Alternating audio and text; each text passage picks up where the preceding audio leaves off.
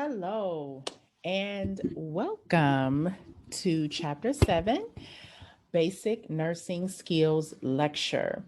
I am Lakeisha Jennings and I will be your instructor that is going to walk you through Chapter 7. At any time that you have questions in regards to the material and the content that I am lecturing on, please feel free to email me or your primary instructor with your questions. You can also post it in our online classwork platform. You can post a discussion as well as just send a private message to your instructor in regards to the questions that you may have. And again, you can also email us if you have any questions. So, as we begin with Chapter 7, we really recommend that you have a pen, a notepad, a highlighter, and be prepared to take notes. I am going to not only prepare you to be successful in your hands-on skills, but I am also preparing you for your next exam as well. And I want to make sure that you all are successful. At the end of this presentation, you are expected to watch certain videos, and I will go over those videos at the end of the presentation, and I will let you know the assignments that will be attached to those videos as well. All right, so happy learning. Let's now go to page 169 in chapter 7, and we're going to talk about basic nursing skills. I am now going to share my screen so you can see the presentation. Okay.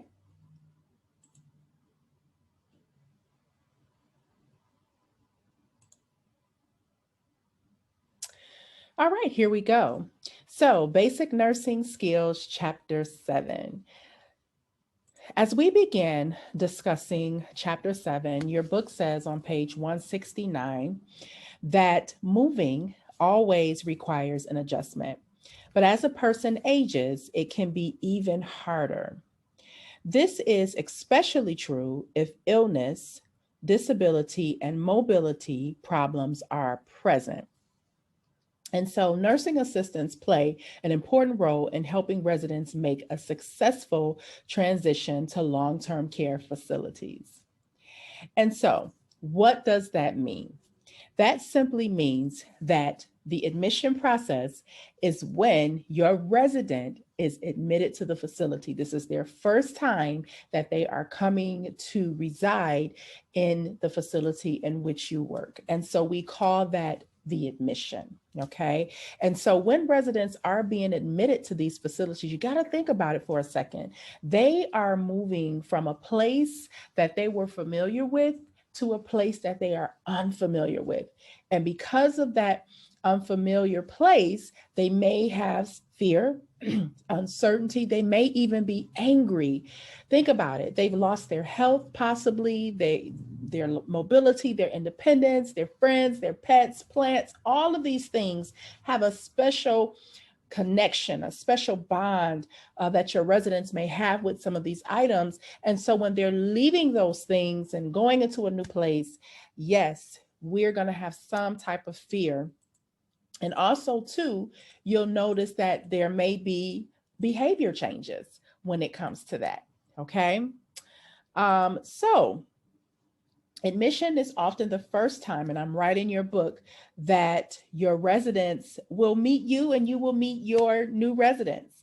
And so first impressions are always, always, always important. Try to make the best first impression. Introduce yourself, introduce them to the other residents. Show them around the facility, especially in their room. You want them to become familiar with how to use bed controls. Where's the bathroom? Where is the shower? What happens if I need more items? All these things. Just think about it for a second. If you just entered into your first college experience, you're on a dorm, you're in your dorms, and you've got all these classes you have to take, you have to adjust to living on campus, you're gonna have many questions. Who are my instructors? What time is class? And so this is the same with your residents. What time are activities? You know, what will it look like when I try to go to sleep at night? Is it going to be noisy? So all these different things and questions and concerns and fears they have, we want to make a great first impression. And so here are some guidelines for admitting a new resident. Okay. Prepare the room before the resident leaves. Okay, or arrives. I'm sorry. When resident arrives, note the time and the resident condition. So, what time did they actually get to the facility? We do pay attention to that. And what was their condition? Were they anxious? Were they confused? Were they angry? Were they able to walk from the stretcher to the bed? You know, all these things.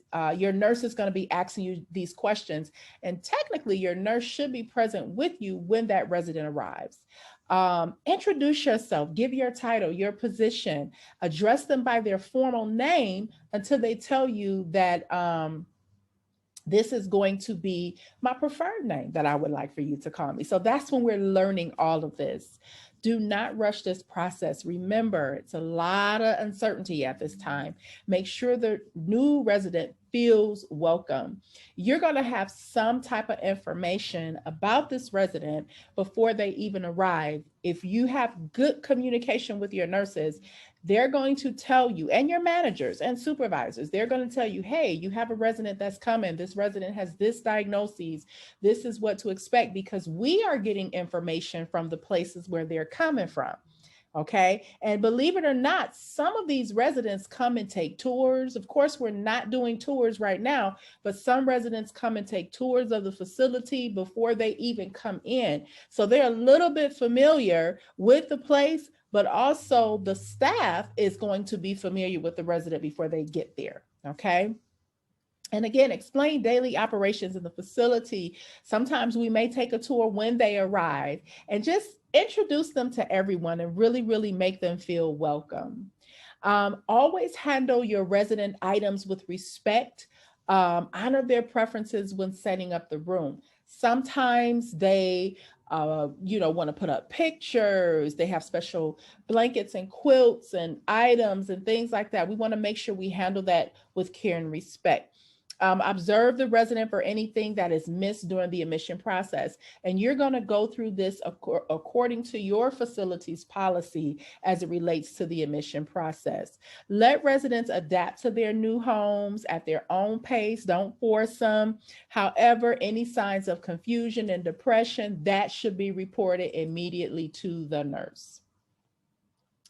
At this time, residents can receive a copy of the resident rights. We discussed resident rights back in chapter 2, but remember, they have a right to privacy, a right to use the telephone, a right to private visits. All these rights is probably put in a little pamphlet or something. And so we actually give this to the resident upon arrival. And then the nurses and your doctors will discuss advanced directives, which we also talked about, I believe, in chapter 3. Okay. So here is just the process of admitting your resident. Okay. The equipment you'll need is probably the admission paperwork. Again, that's according to policy. Wash your hands whenever you're dealing with anyone. You're probably going to be working very close with your nurse, because what happens is when the resident comes to the facility, we do have families step out. When the families step out, we have the resident change into a gown, and that is the time that we as nurses will begin the skin assessment, the head to toe assessment. We call it the admission assessment, where we're checking every body part. We're listening to heart, we're listening to lungs. We're trying to establish something called a baseline. So I'll have something to compare to as days go on. Okay. Explain what you're going to do to them. Okay. Maintain that face-to-face contact that we talked about back in chapter 2. Always provide privacy. Again, this is a time I probably will have families step out. If the resident is not comfortable with their family members leaving, that's fine, but just make sure you maintain as much as privacy as possible. So This is going to be your time. And that's what this chapter is all about. We're establishing baseline. And so you're going to get a set of vitals. What does that mean? You're going to take blood pressure, temperature, pulse, respiratory rate, and you're also going to obtain a height and a weight. Okay. And that's what we're going to talk about in this chapter today. When I say establishing baselines, these are the initial values that can be compared to future measurements. Also, too, you may have to obtain a urine specimen if required. Again, that's all according to policy. You're going to have to do part of the paperwork is going to be inventory of the patient's or resident's personal items. So what does that mean? Anything that they brought into the facility, a wallet, a purse, a radio, all those different types of things. We're going to list it on the inventory checklist because we're going to compare that when they leave the facility to make sure everything they brought in, they still have. You're going to help the resident put personal items away. Label personal items according to facility policy. We label everything from denture cups to glass, eyeglass cases. We label everything. So you want to do that according to policy. And if possible, provide fresh water. But that takes a little time. I have to do an assessment as a nurse to make sure they're able to drink water. And if so, yes, we do provide fresh water for that person. Show the resident the room and the bathroom and just explain how everything works is always important. Okay, you can introduce them to their roommates and just make sure the resident is comfortable and bring their family members right back in at that moment, and then wash your hands and just document anything that you may have done at that moment. Okay, all right, so the next process that we may have to be a part of as CNAs is transferring a resident. Transferring a resident, it can occur many different reasons. We can transfer a resident within the facility, which means if I'm moving a resident maybe to a private room, that is considered a transfer. Okay, if I'm moving a resident upstairs, that's considered a transfer. Or that resident may have to be transferred back out to the hospital. So it is the resident's legal right to be informed of transfers. We can't just wake up and decide we're gonna transfer a resident. We can't do that. Okay, we have to get the resident's permission. They have to be informed of this. The nursing assistant should always explain the details of a transfer and pack the resident's personal items carefully. Residents must also be informed of any room or roommate change. Okay, so even if you're switching out a roommate or what have you, they have to be informed. This is their right. Remember, this is still, even though it's a little section, this is still their home. Okay. And so the transfer process is very similar to the admission process. You may have to move their items. So again, we're handling things with respect. We may have to probably do an inventory check if they've added new things during this transfer process. Introduce them to the new residents, new staff, especially if they're moving to a new floor or a new area of the facility. Make sure the resident is comfortable. Always make sure they have a call light, wash your hands, and document any changes, and then also communicate those changes to your nurse.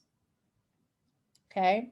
And then the next step to this process is discharging. Okay. Yes, residents do go home. Even though we talk about it being long-term care, remember you have rehabilitation, you have long-term care.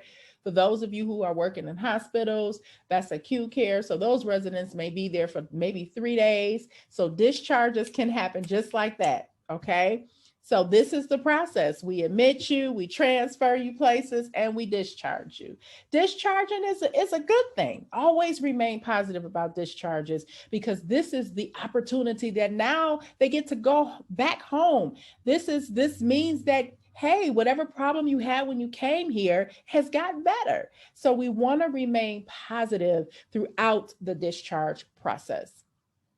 And so it is important that you encourage the resident when they are being discharged and express any concerns to the nurse. If the resident expressed concerns to you, we take that right to the nurse. Okay. Believe it or not, for a discharge, The moment a patient is admitted to the facility, we are preparing them for discharge. So we want to make sure if they're here for rehab that when you go home, if you got to walk up the steps, we're going to work on you walking up the steps while you're in the facility. Okay. So that's the whole purpose of rehab. We're prepping you for discharge. Okay. So what does the discharge process look like? Well, first, the doctors will come and write an order to say it is okay for that resident to go home. So that's the first step. Okay. The second step is now here comes the nurse giving out instructions. So what type of instructions are we giving these residents? We're going to talk about future doctor appointments and physical therapy appointments. We're going to talk about home care if they need it, if they're going to have a private duty nursing assistant come in and take care of them. We're going to go over medications. We're going to talk about side effects, what medications they should take and should not take. We're going to talk about any special instructions for exercising, for ambulation or walking. If they need to use any type of medical equipment like a walker, a cane, a wheelchair, we're going to discuss all of that. We're going to put together the medical transportation if they need it, not only to leave the facility, but to get to any necessary doctor's appointments that they may have. We're going to talk about any restrictions on activities, restrictions on diet, and then we're also going to discuss any community resources that they may have to have. Your social worker, we talked about the social worker at the beginning in chapter 1, who's on the care team. Your social worker serves as a discharge planner, which means they're going to make sure that the outside world is ready to receive that resident back. So it's the home setup. Do they have everything they need? Is finances in order? All those things we got to make sure they're in order before we discharge that resident. So what does the discharge process look like? Well, here we go. Identify yourself, wash your hands, explain to the resident, I am here to prepare you for your grand day, your discharge. You may have to measure a set of vitals as well. The purpose of the set of vitals, let me just pause you for 1 second.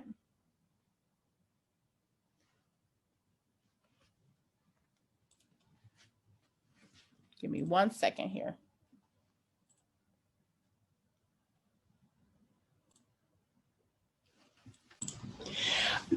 Okay, back again. Sorry about that. So discharging, remember that checklist that we talked about in the admission process. So with that, you're going to have to now compare to make sure that they have everything from the admission, that they have it at discharge and ready to take it home. We're going to take those personal items, we're going to put them into a cart, we're going to pack them away for them and prep them to go to the pickup area. Sometimes if that person has been in that facility for a very long time, they have a lot of stuff that may have to be packed away. So we may have to start that process a little sooner, okay? Help the resident get dressed, get into the wheelchair. But can I tell you this? And I've always taught my students that we are observers, okay? And if you ever notice that there's a change in that resident that wasn't there, and we noticed this on the day of discharge, whoa, we got to get to the nurse right away. I can't tell you how many times in my career as a nurse that discharges had to be stopped because resident wasn't feeling well, resident condition all of a sudden changed. And so we have to reassess, see what's going on, and we may have to keep them. Okay, so that can happen sometimes. Okay, we help the residents say their goodbyes, and then we take them to the pickup area. And all of that is according to policy. So however your facility is set up for discharges, you're going to follow that facility policy. And yes, as nursing assistants, we take them directly all the way to the car. You are responsible for that person until they get in the car, the door is closed, and they drive off. You are responsible. Okay, wash your hands, and then you're going to come back and begin to document everything that just happened. Okay, let your nurse know about the vital signs. Let them know before that person is actually off the premises, okay?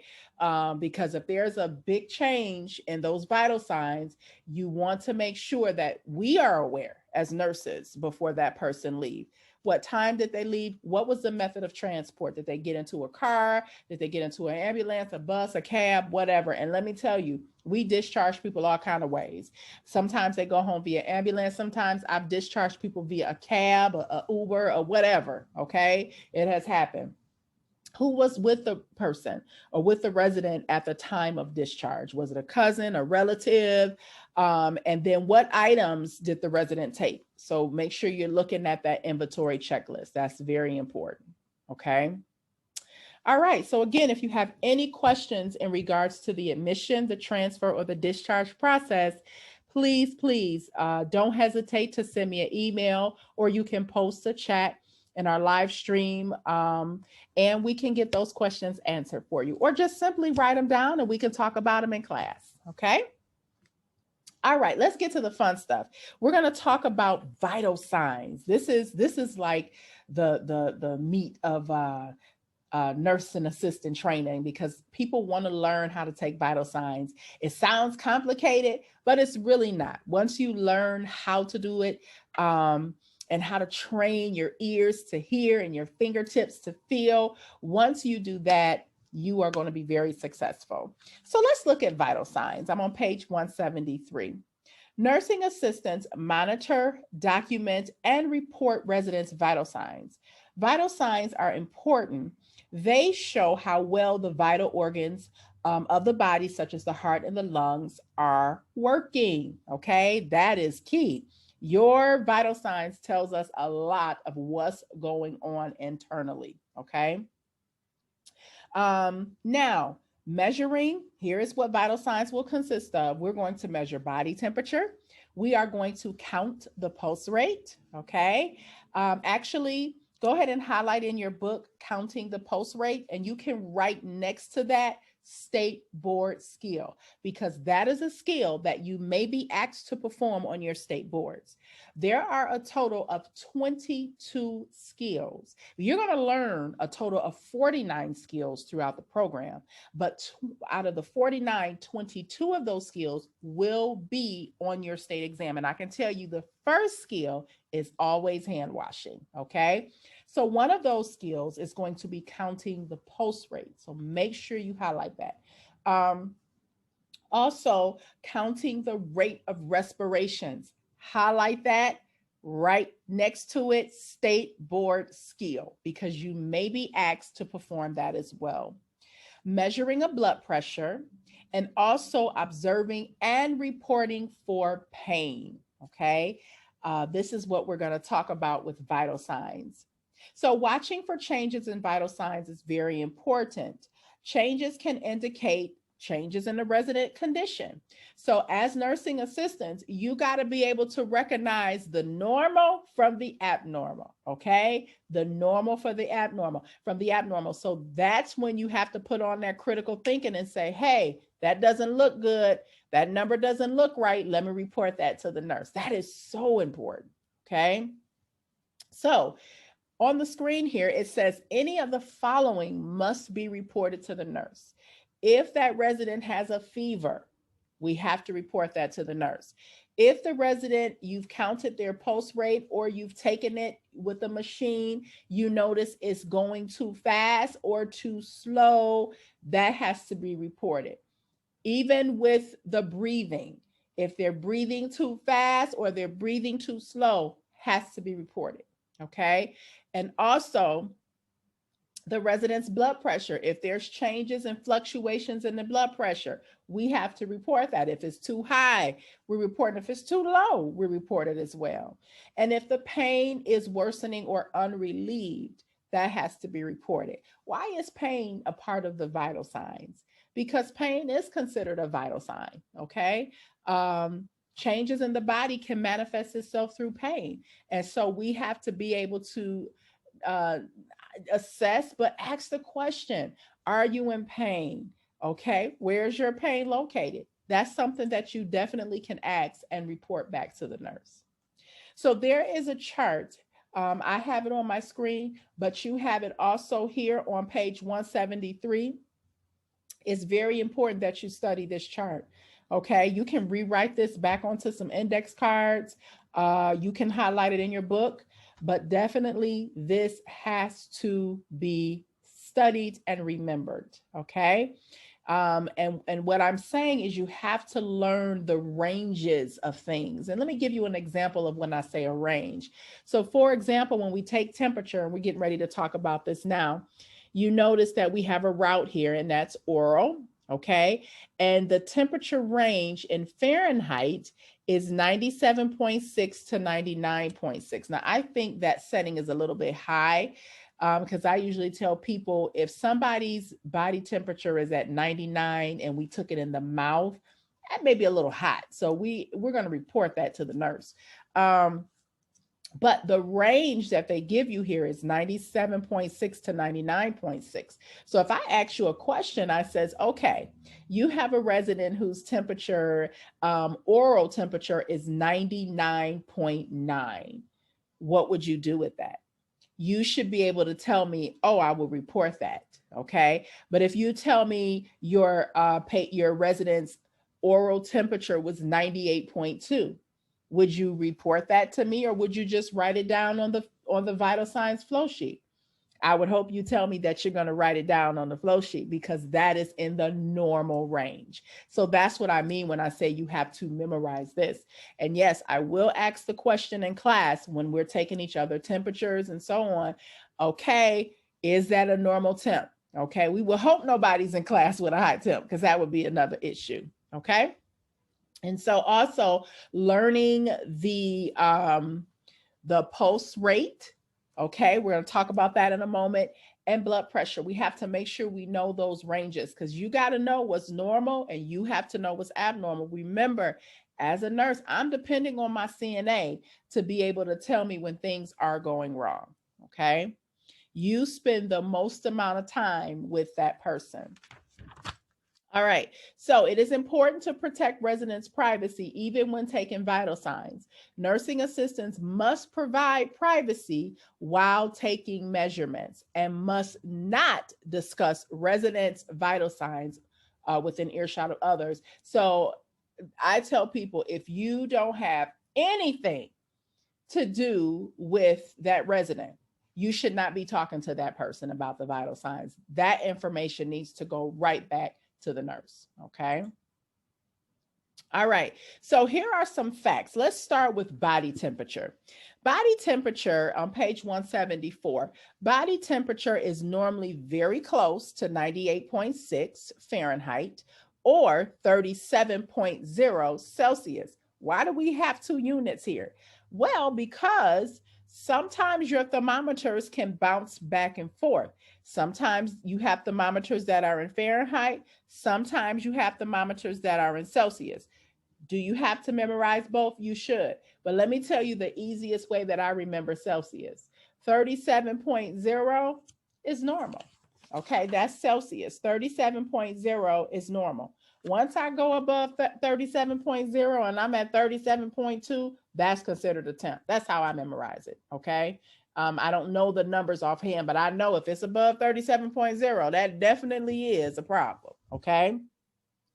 Body temperature is a balance between the heat created and the heat lost in the environment. There are many factors that can increase body temperature. The age, or not increase it, but just change it. Age, stress, exercise, that can all affect the temperature. And so keep that in mind. If you're sitting in a hot room and it's 100 degrees outside and we have no air conditioning, chances are your body temperature is going to be elevated. I can tell you in the summertime when this whole pandemic situation had came about, we had a couple of days, it was like 99 outside. And so of course we're monitoring temperatures, and everybody that comes in, temperature is like 99.6. It's like, oh my God, we all got corona. No, that's not true. It's hot outside and you got to give yourself a moment to calm down. Once you give yourself a moment to cool down, your temperature should immediately go back to normal. The problem is when it don't go back to normal, that's when we become concerned. Okay. So there are 5 sites for measuring a body temperature. Let's look at the different 5 sites. We have the mouth, which is the oral, okay, probably the most common used.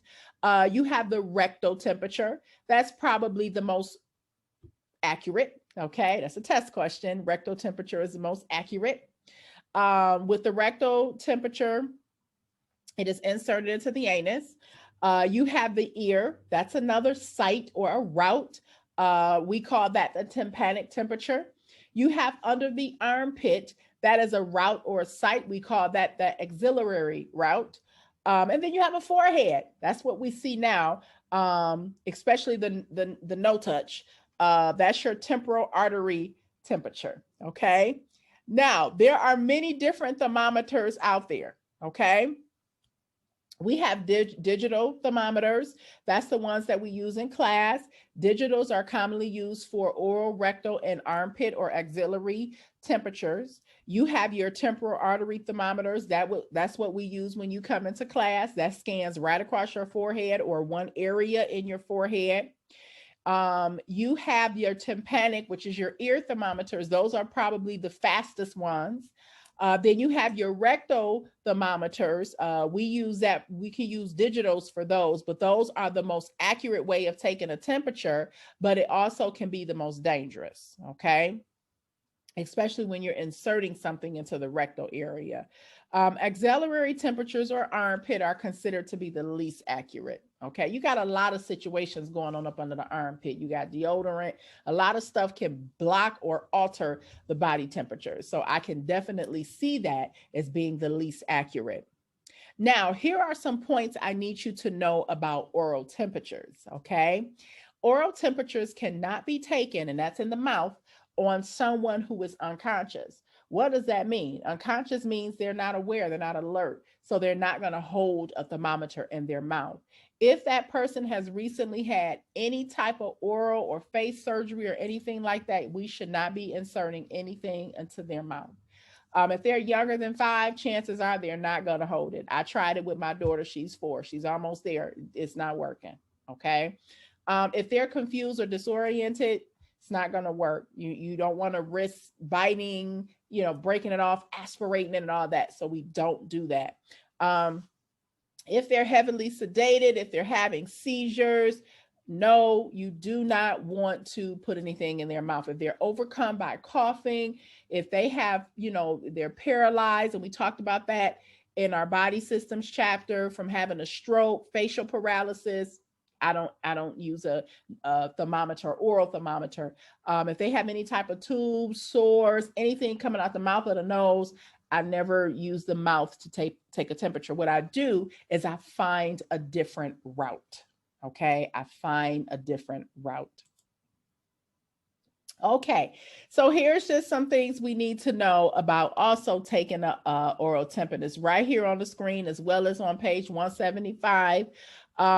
Do not take an oral temperature on a resident who has smoked, who has eaten or drunk any fluids or chewed gum or exercised in the last 10 to 20 minutes, because you're going to get a false reading. Okay, so if a person has did any type of activity, if they had something to drink, I usually come back. I don't even find a different route, because just because you had coffee to drink, oh yeah, the mouth is hot, but the body is too. Okay, so I usually kind of give them some time to cool off, and then I go back and check it.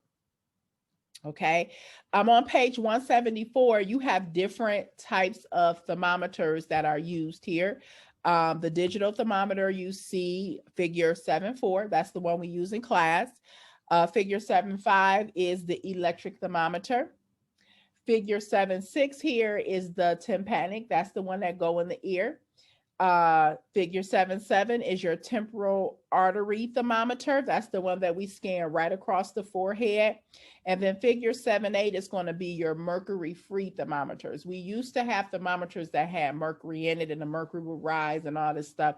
But they have mercury-free, which is a little bit safer at this point.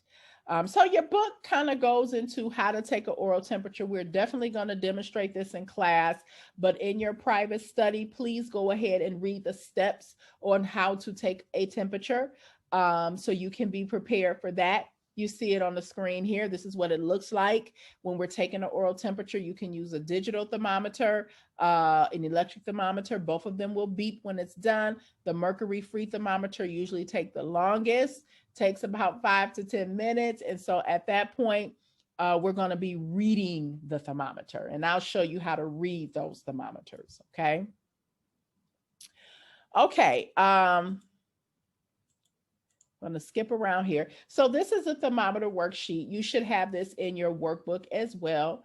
And so this is a mercury-free thermometer. I don't see these a whole lot, but some of you who may work in doctor's offices and things like that, yeah, you may run across this. Okay, so let me just kind of show you how to read it. All right, so looking at this here, this is going to be the bulb part. So this is the part that actually goes into the mouth underneath the tongue. There are like pockets underneath the tongue. And so we usually take it and slide it right in the corner up under the tongue. So that's the first part, is that the bulb part here goes into the under the tongue. Now, on this thermometer, first of all, before you use any type of thermometer and introduce it into the mouth, the ear, the armpit, get yourself some disinfectant and clean it off first. We usually use an alcohol pad to clean off the thermometer before and even after use, okay? So here's your bulb here, okay? And right here, what you have is you have numbers, okay? You have numbers on your thermometer. Don't ever be afraid of these numbers. All right, so I'm pointing at some numbers. The numbers I just pointed at here is 96, okay? Next to 96 is 97. Next to 97 is 98. Next to 98 right here is 99. Next to 99 right here is 100. Next to 100, that line is 101. Next to 101 is 102. That's why you see a big old 2 right there. Next to 102 is actually 103. Next to 103, you see that big 4 is 104. Next to 104 is 105. Next to 105 is 106. That's why you see a 6. Next to 106 is 7. And after that is 108. Now, if anybody's temperature is going over 108 and up, they need to get into the hospital right away. Okay. So let me erase this. Now those are your main degree numbers, okay? Now you have tiny little lines in between those tall lines. What does those little tiny lines mean? Okay, the little tiny lines are by 0.2, okay? So notice here, I got my tall line here, okay, 96, I'll go back there. Next to 96, that little bitty line is 96.2. Next to that is 96.4, 96.8, 96.6, I'm sorry, 96.8, and then 97, okay? 97.2, 97.4, 97.6, 97.8, 98. Why do you see 98.6? Because here, 98, 98.2, 98.4, 98.6, okay? So how do you actually read this? Okay, so let me help you read it. How we read it is, see this little shaded area right here, this little shaded area right there, and then it stops right there, okay? Okay, you see these shaded areas here, here, okay, they get longer, some of them are shorter. So what happens is when you put the thermometer under the tongue, it begins to read it. And so when it reads, that shaded area moves up and down. So this person's temperature stopped right here. Okay, so let's see if we can see what this temperature is. So this line right before where that shaded area stopped right here is 97. Okay, so let me start counting my little lines inside. That's 97.2, 97.4, 97.6, 97.8. So it stopped right at 97.6. Did you see that? All right, let's practice again. Let's take a look at the second one here. All right, you have a shaded area. The shaded area has stopped right there. Okay, so what does that mean? Well, let's go back to my tall one here that's behind it. That's 98. And the next little line is 98.2. So this person's temperature is 98.2. Okay. All right. Here's another shaded area here. Okay, it stopped right there. Let's see if you can guess it. Oh, this person is getting a temperature here. All right, that's 100, that's 101. Now let me start counting my little lines. 0.246. This person's temperature is 101.6. It takes a minute to get it, so don't worry if you're not getting it yet. You're going to get it on the next one, okay? All right, here we go. Shaded area stops right here. And so what do we have? We have 98 there, 99, that's the tall one, so 99.24. This person's temperature is 99.4, okay? All right, we got a shaded area right here, okay? Stops right there. This person's temperature is, that's 100, and the next tall line is 101. This person's temperature is 101.0. Okay, 101.0. All right, here we go. Here's some more. All right, let's see how you can guess this. So at this point, if you want to test yourself, you can pause the video. You have control. You can pause the video and then just see if you got it. Okay, so I'm going to go ahead and give you the answers to these. My guess is you have paused the video and you've tried to do it yourself. So here we go. This person's shaded area stopped here. That temperature is 102.4. Okay. All right. This shaded area stopped here. That person's temperature is 102.0. Okay. Or 102. The shaded area has stopped here. This person's temperature is 99. Wow, everybody has temperatures here. The shaded area has stopped here. That person's temperature is 101.2. All right.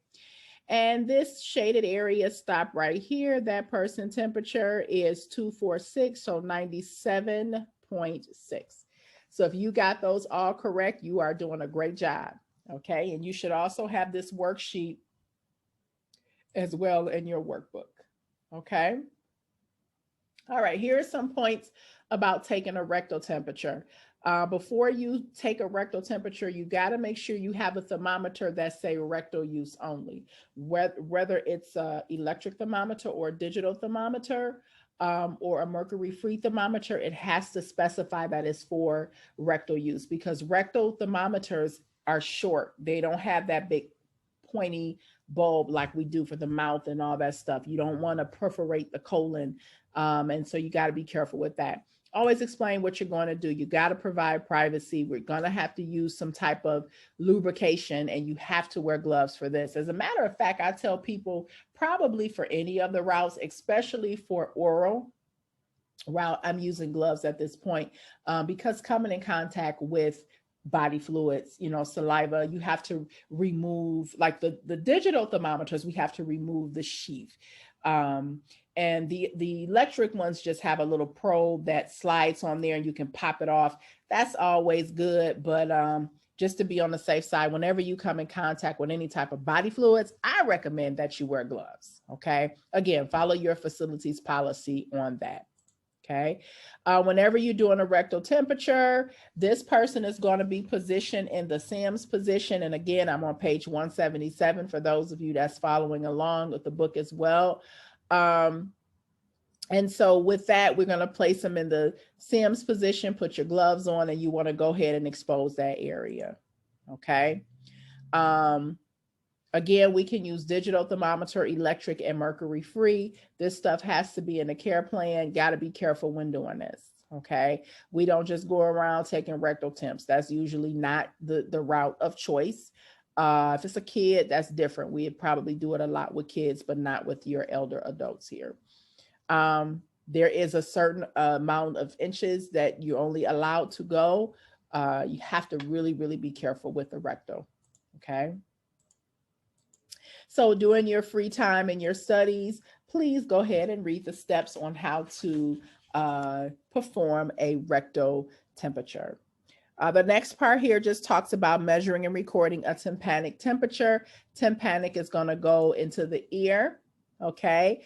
Usually we have a special sheath or cover that goes on those thermometers. I love using this route for kids.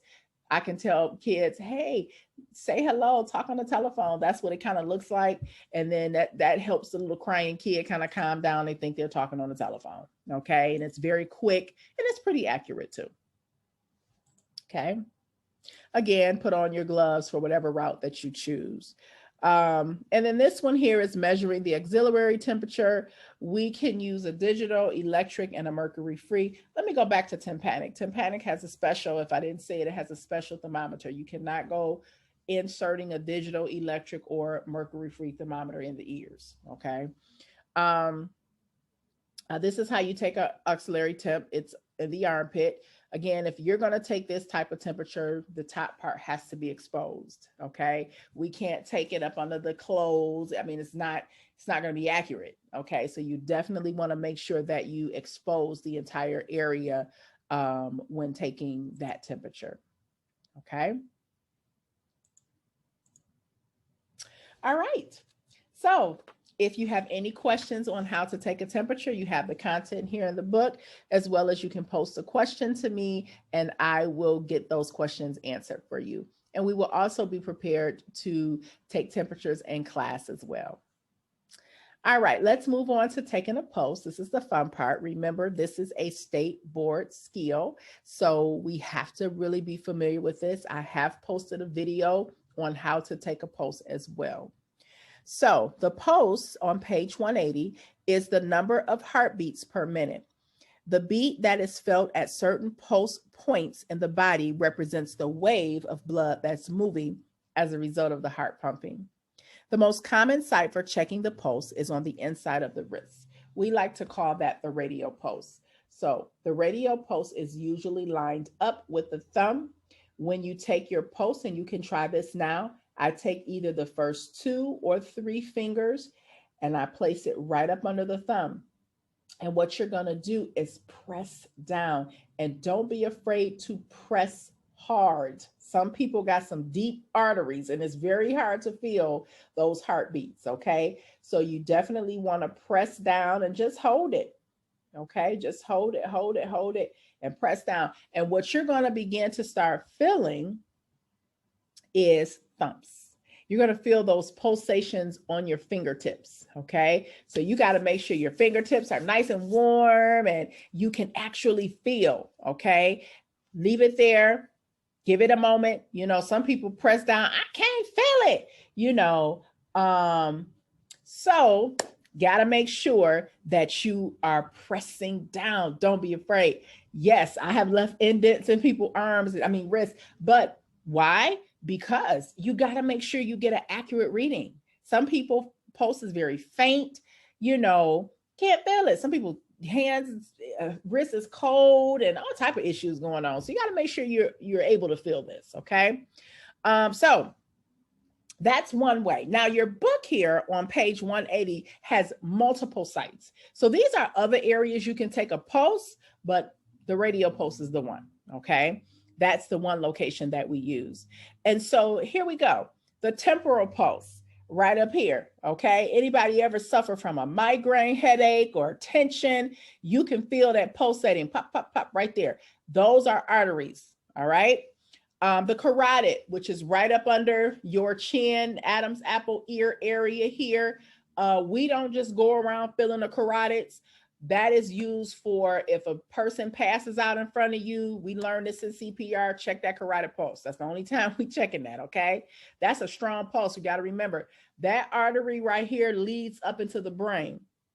So if you go pressing on it here and then pressing on it here all at the same time, you can cut off your own circulation and pass out, okay? So we don't go messing with that one. You have an apical. Apical is right up under the left breast.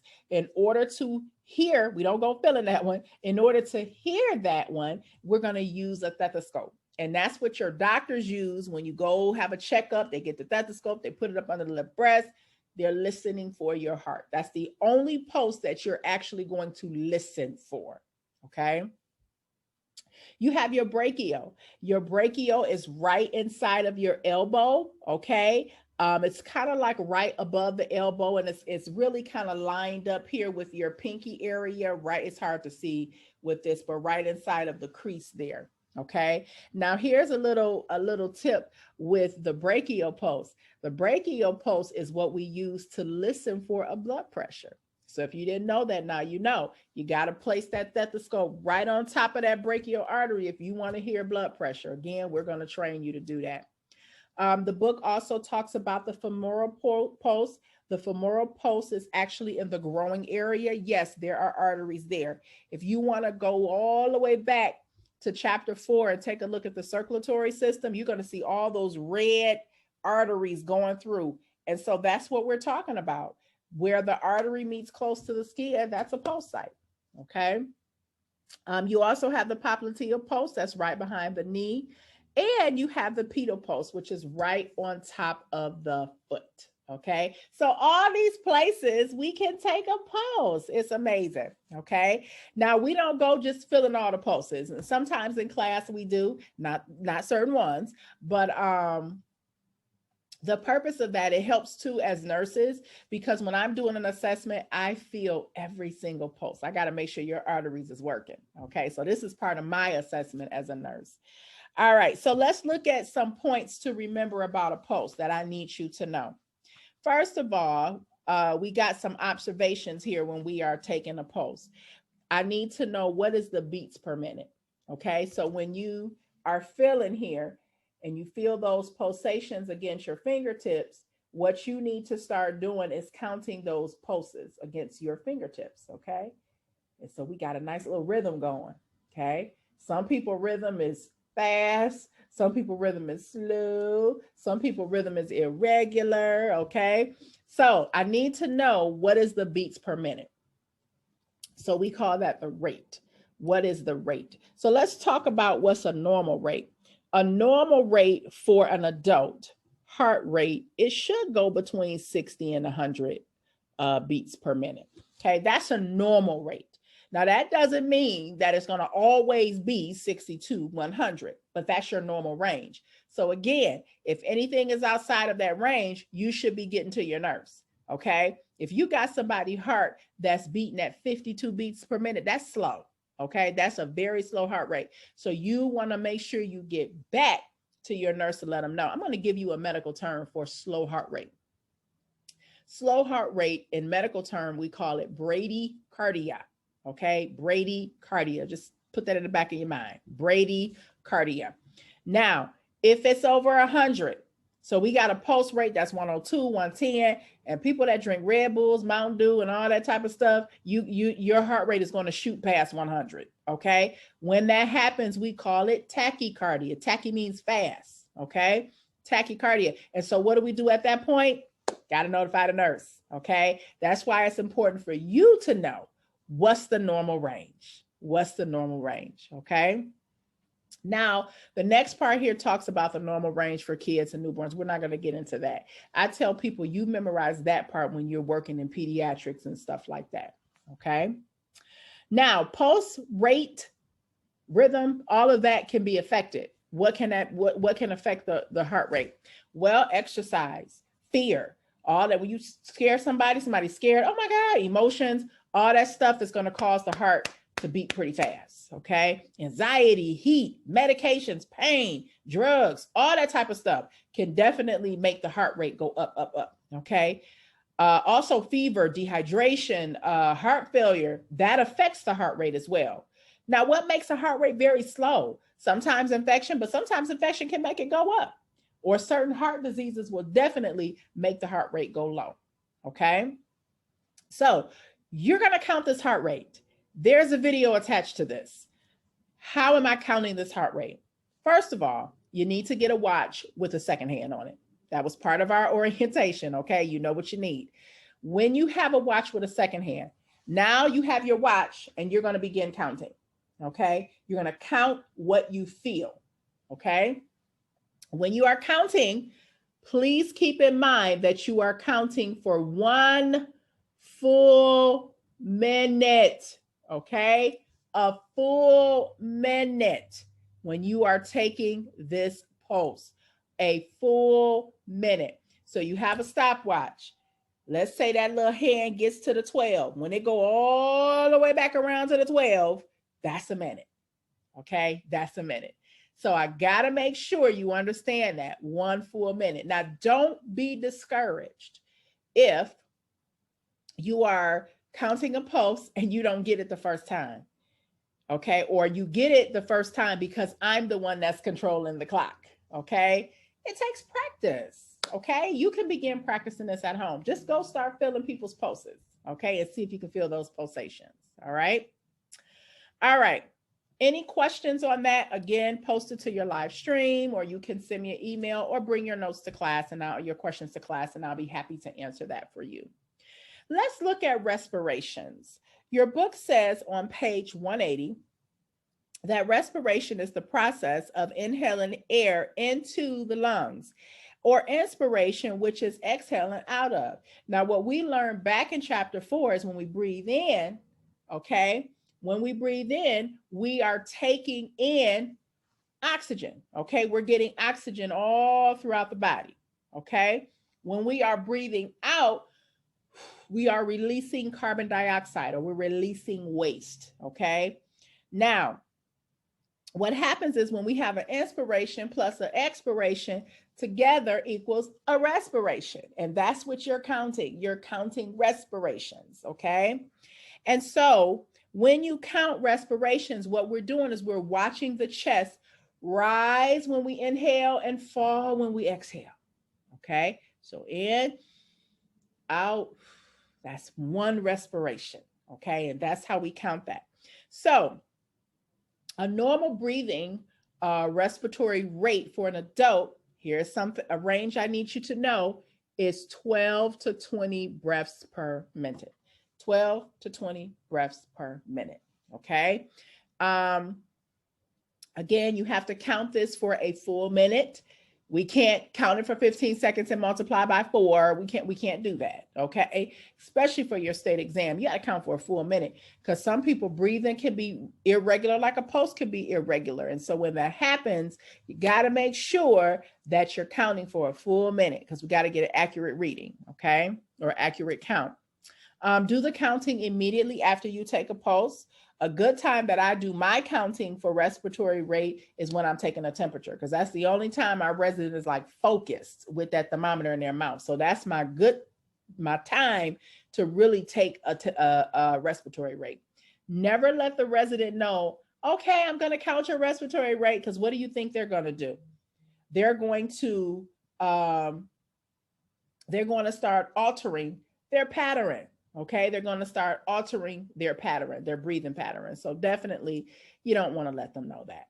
Okay, and so again, we get in, introduce ourselves, wash our hands, provide privacy for all of your vitals. Okay, that's what counting a pulse is going to look like. Okay, you see that right up under the thumb? That's what the counting of the pulse looks like. We're counting again for a full minute. Okay. And then you're going to record your findings. And again, I have videos attached for both of those, because that is definitely a state board skill. And I need you to watch that before we enter class, so that way you'll know, you have a little bit of sense of how it goes. You may not perfect it the first day, but you're going to get it. Okay. All right. Now, let's take a look at our next vital sign here, which is going to be blood pressure.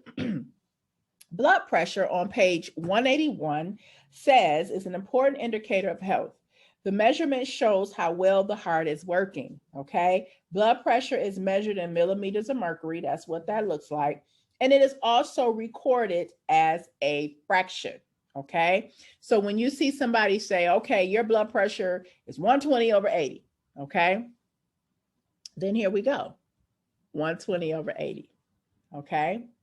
120/80, that's a fraction. That's how they record it, okay? Now, what does this top number and bottom number all mean, okay? Because it means something. So the systolic, that's the first number, or the first measurement of blood pressure. That's when the heart is working. That's when that heart is contracting, okay? So what happens is you put on a blood pressure cuff, you tighten it up, you release it, and as you're releasing it, here comes the blood pressure. This is going to be your readings. And so that first number, that first sound that you hear in your stethoscope, we call that the systolic number. That is your top number. And so in this case, the systolic number in this blood pressure reading is 120. Now, as I'm listening and I'm deflating this blood pressure cuff, I finally hear my last number, or my last sound, I should say. And the last sound is going to be your bottom number here, okay, which is called the diastolic, okay? And so the diastolic is the second measurement of blood pressure, and that's when the heart is at rest, okay? So the numbers we're looking at here, I want to know, what is my heart when it's contracting? Is it working too hard? Or what is it when it's at rest? Is it still working too hard? Okay, because some people heart won't relax. And so those bottom numbers are really, really high. Okay, and that's what that means. All right, again, it makes sense once we get into class and start practicing. So here are some important points I want you to know when taking a blood pressure. Number one, there are two parts. We've already talked about that. Systolic is the top number, diastolic is the bottom number, okay? The normal range for the top number, they want it to be below 120. That's a perfect world, okay? Some of us don't have, sometimes some of us are a little bit overweight. Some of us eat a lot of salt, you know, things like that can alter the blood pressure. And so your top number may not always be 120, okay? But the normal range for your diastolic, they expect it to be below 80, okay? But again, some people is a little bit higher than that. Some people is way, way lower than that, okay? When we're listening for blood pressure, the brachial artery is what's used, okay? The equipment that we're going to use when we're taking a blood pressure is going to be the stethoscope and the sphygmomanometer, AKA blood pressure cuff, okay?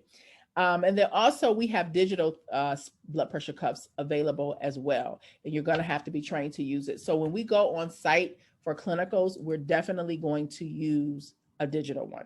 But in class, we're gonna learn how to take a manual blood pressure, okay? So when taking a blood pressure, here are some more points and tips that we need to remember. Gotta make sure you have the correct size cuff. If you look on page 182, I got some different examples here of the different cuffs. The blue one is the manual.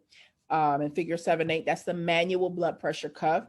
You got to make sure you got the right cuff for that size arm, okay? Because if you have a regular size adult arm, you use an adult cuff, but you would never use a child size cuff on an adult arm, okay? If the arm is a little bit larger, you got to get a large cuff. We go as high as a thigh cuff, okay? A cuff that's big enough to fit around the thigh. Some people need that, okay? And also, before we begin taking vitals, you got to make sure you check the care plan, okay? Because a care plan will let you know certain limbs, arms, whatever have you, we can't use, okay? So never measure blood pressure on an arm that has an IV. We're going to discuss IVs at the end of this lecture. If it has a dialysis shunt, kind of similar to an IV, or any type of medical equipment on it, we don't use that arm. Or if the person has had a cast, trauma, if they have had a paralyzed arm from a stroke, burns, or a mastectomy. What is a mastectomy? That means a person has had breast cancer and they've had their breast removed. We cannot use that arm. So you got to make sure you're looking at your care plan before you are taking anybody's blood pressure, okay? So here's medical terminology.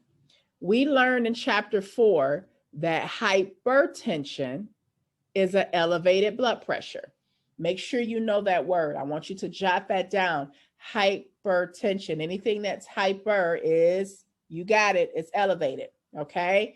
And so that's elevated blood pressure. We've talked about back in chapter 4, what are some signs and symptoms of an elevated blood pressure, okay? So those signs and symptoms could be anything from headache to nosebleeds to blurred vision to hot flashes. All these are different signs of high blood pressure, okay? Sometimes we don't even have signs and symptoms.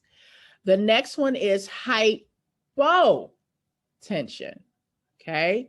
Anything that's hypo, we learned in chapter 4, is low, okay? So hypotension is low blood pressure. It also has symptoms. What are some signs and symptoms that somebody's blood pressure is low? Number one sign is dizziness or fainting. And this is the reason why when we're getting our residents up to take them for a walk or something like that, we ask the question, are you dizzy? Okay. Because sometimes if they've been laying down for too long and all of a sudden they get up, they become dizzy. That means the volume, the blood volume has dropped, and that means your blood pressure has dropped. Okay. All right. And so it just kind of walks you through how to take a blood pressure. It can be difficult to perfect the skill of hearing the first and the last sounds, because that's what we're listening for, first and last sounds. But again, practice makes perfect. Okay, so once we get into class, we'll do some practice with this. There's also some wonderful videos on YouTube called I just put in blood pressure sounds, and I can listen at the sound and guess the blood pressure. I love it. Okay, those are different ways to kind of learn how to hear a blood pressure. Okay. All right, and so that's what it looks like when you're taking a blood pressure. You're going to place a blood pressure cuff on your resident's arm. Once you do that, you have your bulb here. That's what you're going to use to do the pumping. And you have your stethoscope here that's connected to your ears. That's what you're going to use to do the listening. And then you have your meter here. That's what you're going to use to read your blood pressure. And so when you're reading your meter on your blood pressure, again, I go over this in class, but you have all of your numbers here. Okay, usually even numbers. And so the longer lines in between are probably your odd numbers there. Okay, but you also have little tiny numbers in between, and each one of those tiny numbers are by twos. You have a wonderful, wonderful practice in your workbook that helps you learn how to read the meter. Okay, so you'll see that once you complete chapter 7's workbook. Okay, and again, we do work on this in class, so we're going to have lots of fun with that. All right, so again, it just kind of walks through the directions on how to do it. I would rather teach this in class, but on your private study time, please make sure that you are reading these steps, so that way you are clear on when you come to class, okay, of what we're doing. Page 184, you see a little device at the top, figure 721. Figure 721 is called a pulse oximeter, okay, or pulse ox. What the pulse ox is, it's a little device that goes on the finger. You've probably seen it. It has infrared light beams on the inside. We're going to show you this in class because we use it all the time. It measures not only the heart rate for you, but it also measures the blood oxygen level in that person's blood. So the oxygen, you know, whatever they're breathing in and whatever is being put out through the blood is the number it gives you. And let me just tell you this, when you have a pulse ox, and you do have to use these in class a lot, your normal readings should be anywhere from 96 to 100%. Okay, so you can jot that down in your book, 96 to 100% for your pulse ox readings. If it's below 96%, you're probably going to notice your patient color may be changing. You're going to notice they may tell you, oh, I'm a little bit short of breath. You know, they're going to tell you, you know, all of these different things with the pulse ox. I like to go over this in class because with the pulse ox, sometimes you do get a low reading, and it can be because the fingertips are cold. It can be because the fingertips have been used a lot for poking and checking blood sugars and all that type of stuff. So I always like to go over a pulse ox in class. Okay, so we'll get a chance to see that, but I want you to remember the range of 96 to 100. Okay. We're getting down to the wire here. Let's talk a little bit about pain management. Why is this a part of the vital sign chapter? Why is this a part of admission, discharge, and transfer? Because we got to make sure throughout our day we assessing to see if our residents are having any type of pain. That's important. Pain also indicates that something is going on the inside. So that's why it's considered the fifth vital sign. But it's different. It's subjective because it's reported by a person. But also it can be objective. It can be the nonverbal that we're noticing. Okay, we can notice the facial grimace, and we can notice the person is changing colors. You know when somebody is hurting. Okay, so we're looking at that in two ways. Pain is not a normal part of aging. Okay, you have some residents who do not like to report pain because they feel like it's part of aging. but they don't want that stigma attached to them. They don't want to be known as someone who's addicted to painkillers because of the horrible side effects. So a lot of people will not report pain. That's why, as being the ears and the eyes and the nose of your nursing team, you have to be able to recognize when someone is hurting. Okay. It's an uncomfortable experience. It's individualized. If they tell you they're in pain, take it seriously. Some people like to say, "How's she gonna be in pain?" And she's smiling and laughing. Let me tell you, I was in full blown labor, still talking and laughing, but I was hurting. Okay, everybody expresses it in a different way. Keep that in mind. Okay. So, what are some signs to look for to indicate that someone is in pain? Some people will definitely have an increased heart rate. They may be breathing fast. Their blood pressure may be up. That's those internalized signs that somebody is hurting. Okay, that's how I can tell. Usually, and this is for my CNAs that work in the ICU areas. They have to be able to recognize this. And what we do is we look at the vital signs. If the vital signs out of whack, chances are that person is hurt. Okay. Sweating, vomiting, if they're tightening their jaws or, grimacing or squinching their eyes, frowning, all those are different signs that someone is having pain. One of the biggest signs I also see is agitation, change in behavior. That change in behavior and that confusion can be a whole lot of stuff. Okay. Groaning, rocking, pacing, holding the area that actually hurt, or simply just saying, ouch, okay, is a sign that somebody is in pain. All right. So a pain scale can be used to help monitor the residents who have difficulties expressing it. So if you look on page 185, sometimes we ask the question, here's a pain scale here, and this pain scale is from 0 to 10. And so when I'm asking the question, and on page 185, you'll see one of the questions I ask is, where is your pain? First of all, are you in pain? If they say yes, where is your pain? Because when you go back to the nurse, you don't want to just go back to the nurse and say, Miss Jones says she is in pain. Because the first thing I'm going to say is, where is the pain? Okay. Because we use different medications for different locations. We use it for different types of pain. If somebody's having a spasm, I'm not going to give them Tylenol. I'm going to give them something that's going to help with the spasms plus a pain medication. You see what I'm saying? So you got to make sure you're telling me, what type of pain, what are they complaining of? Okay. When did the pain start? So a lot of times if they say, oh, when I got up or when I went to the bathroom and I urinated, I noticed pain. Well, that could be telling me that could be a urinary tract infection. So you see why it's important that we understand, where is this pain? When did it start? Okay. How long does it last? When does it occur? Now, you don't have to ask all those type of questions, but at least, where is the pain? When did it start? Okay. On a scale from 0 to 10, 0 being no pain, 10 being the worst, can you rate it?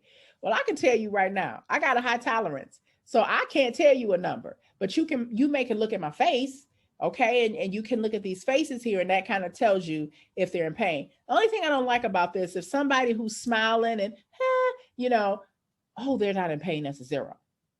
That's a lie, okay? Because again, some people perceive it differently, okay? All right. And then ask them, can you describe the pain? Some people tell you, oh, it's dull. Some pains are crampy like. So if I know you have cramps, I may give you a Motrin, okay, versus a Tylenol. So it's good for us to know, describe that pain. Okay. What makes it better? What makes it worse? They may say, well, you know what? If you put pillows behind my back, that may help. There you go. Okay. So it's very important that we, really assess this pain. Your book kind of talks about the reason why they don't like, there's barriers, there's blocks to really good pain management.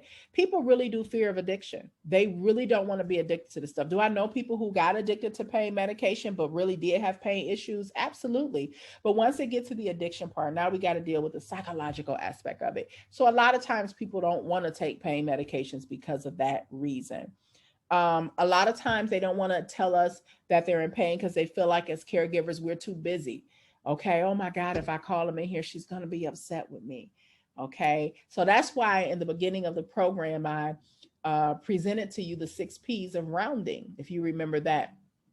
And one of those P's was pain. So as you're just checking on them, you know, if you got a resident that's a frequent faller or somebody who's frequently having pain, I'm going back to check on them. Okay, that's being proactive. Okay, all right. And so it just kind of gives you some pointers on what to do if someone's having pain. We do music therapy, you know, massages, lead that to physical therapy unless it's in a care plan for us to rub something. Um, you know, a shower, a bath, a cold pack, hot pack, all these different things can possibly help. But we have to make sure that we are checking the care plan before we begin any type of treatments like that. Okay. And remember, as nursing assistants, you are not to give any pain medication. That is up to your nurse. Now, some of you are lucky enough to work in those areas like an assisted living or a group home where you can actually pass medications, okay? But in nursing homes and hospitals, that is not your scope of practice. All right. So any questions that you may have in regards to vital signs, please write them down. You may email your questions to me as well as post them in your live stream, and I will get those answered for you. Okay. All right, let's take a look at measuring height and weight. This is also part of the admission process. Remember, I told you on admission, you're going to have to take a set of vitals. You're going to have to get height and weight. These are our baseline readings that we have to get. So nursing assistants measure weight and height as part of regular care. Height is probably measured annually. Remember, we talked about in the beginning, people do shrink, okay? So we measure that probably annually, but weight, we may have to measure that one a little bit frequently. Some people have to be weighed every day, depending on the medical condition they have. One of those conditions that we talked about in chapter 4 is CHF. If you all remember congestive heart failure, these are your residents who are always going to have edema. They're swelling. And so whenever you have edema, you have fluid. Whenever you have fluid, you're gaining weight. Okay. And so it fluctuates, and we're giving them water pills to see if they can eliminate all that water. And so that's the purpose of taking those weights every day, to see if we're getting rid of the fluid or is the fluid getting worse. Okay.